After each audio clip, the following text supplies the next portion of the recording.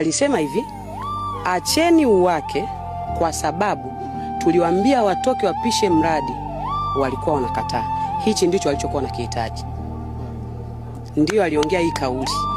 Kwa kweli kauli, serikali mnatuumiza kwa sababu mimi kama mimi saizi ni mjumbe wa kamati ya malalamiko, lakini nilikuwa mjumbe wa kamati ya maboresho. Nimekuwa kamati nyingi hapa, tumehudhuria vikao vingi. Mpaka kufikia hii hatua kuacha ili eneo kwa ajili ya mradi, hakuna aliyekataa mradi.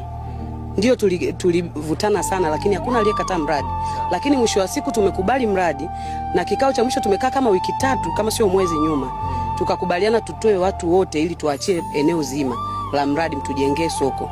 Lakini mwisho wa siku hao halmashauri mnakuja mnatuambia tuligoma mradi. Sijui, yani nilitamani kumuuliza, lakini kwa sababu tulikuwa eneo ambalo tunatakiwa sisi ndio tuwakamu wafanyabiashara, tukashindwa kumuuliza. Lakini tunaomba uangalie ili mkuu wa wilaya, sisi tuna uwezo wa kusema halmashauri ndio mliofanya hivi kwa sababu ya kauli ya mtumishi wa serikali.